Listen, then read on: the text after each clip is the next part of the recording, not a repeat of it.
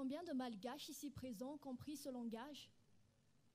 Et même si je disais de lever la main à ceux qui ont compris, combien de malgaches en seront fiers? Il existe bien des langages aussi sages et révolutionnaires, mais surtout stéréotypés à Madagascar. Je voudrais parler à la place de plusieurs jeunes filles sourdes, malgaches, avec des projets à laquelle la société même fait la sourde oreille.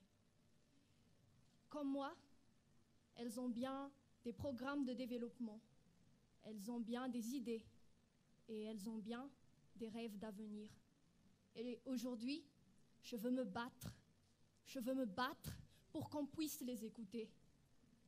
Je me présente, Mona Lisa, une jeune fille de 18 ans, étudiante. Je me présente en tant que femme affranchie, désireuse de permettre à mes sœurs désocialisées une éducation de qualité, afin que leur handicap ne soit plus considéré en tant que frein pour le développement de ce pays. Et quant à la possibilité de les mettre sur les mêmes pieds d'égalité que toutes, je ne permets pas aux stéréotypes de hausser le ton.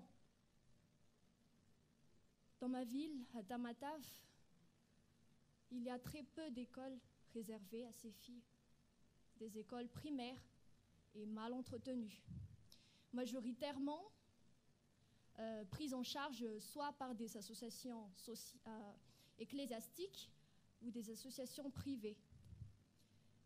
Récemment, j'ai visité un centre très connu à Tamatave qui prenne en charge des sourds-muets, le CEMATO. Et chaque année, ils recrutent 10 professeurs pour entretenir et éduquer environ 50 élèves dans un établissement. Et pourtant, à chaque concours d'entrée, il n'y a même pas 6 professeurs qui s'y présentent. Et parmi ces 6 professeurs, il se peut qu'un seulement soit scientifique. Comment est-ce que ces élèves pourront obtenir leur CEPE avec cela? Évidemment, seulement 2-3 élèves parmi les 50 réussissent à avoir leur certificat. Et même s'ils sont aptes à aller dans des écoles secondaires, ils sont obligés de quitter la ville de Tamatave, soit pour rejoindre à Tananarive, soit à Tirabé, afin de se grouper et pouvoir continuer ses études. C'est triste. Et on peut bien comprendre les parents qui sont plus motivés à envoyer ses enfants à l'école.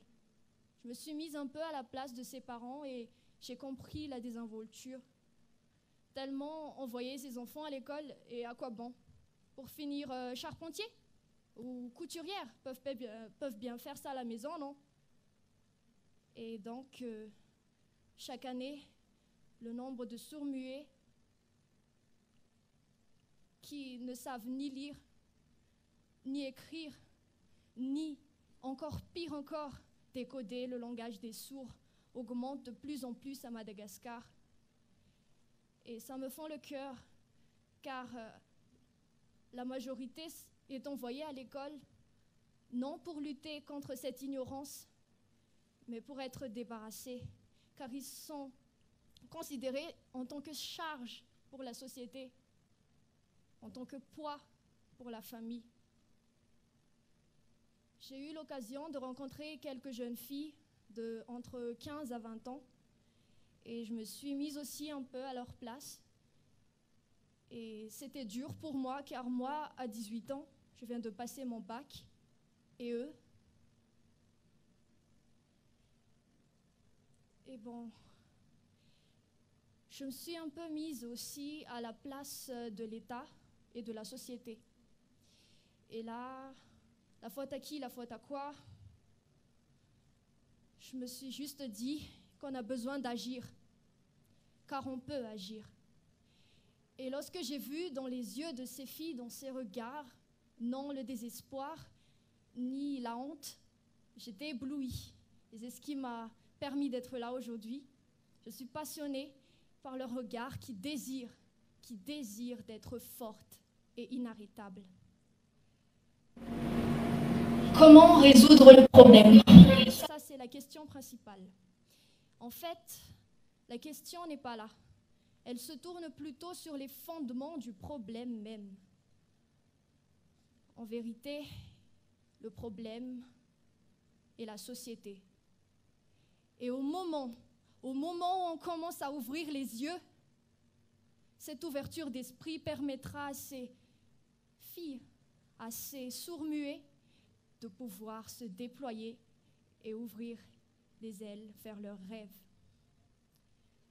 Un soir, comme toutes les jeunes de mon âge, j'étais connectée sur Facebook et j'ai parlé avec la sœur de ma meilleure amie qui est sourd-muet.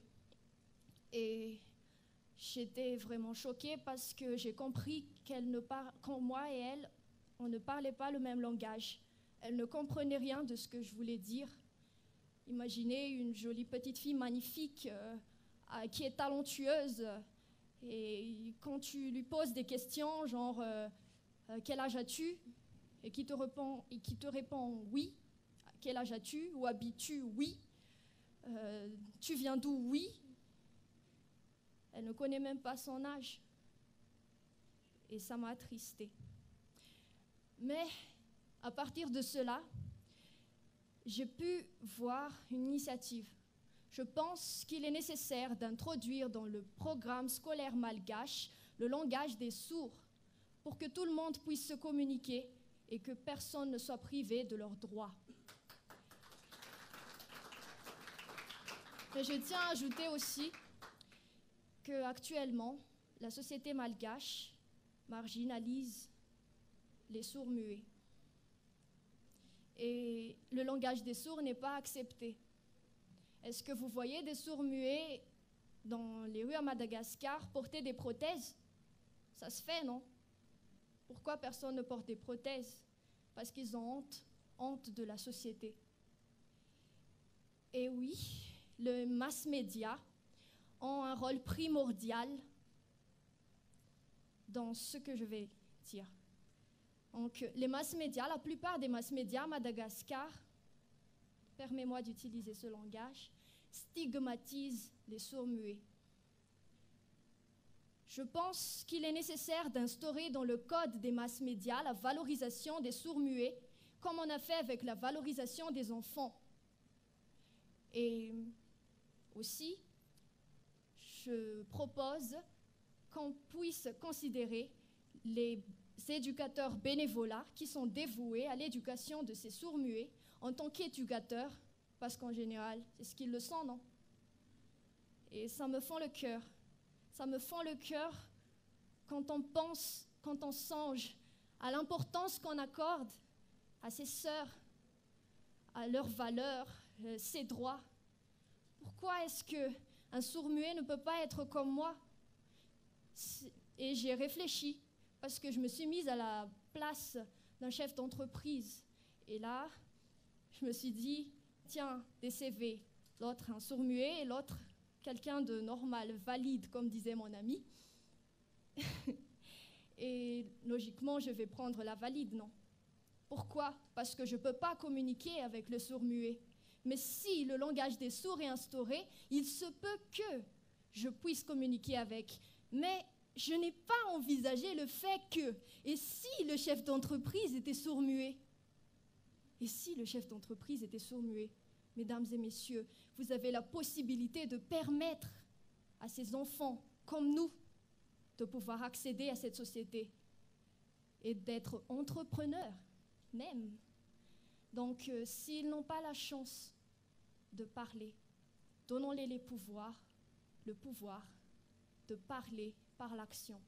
Encadrons-les, envoyons-les à l'école, laissons-les agir, laissons-les parler. Merci.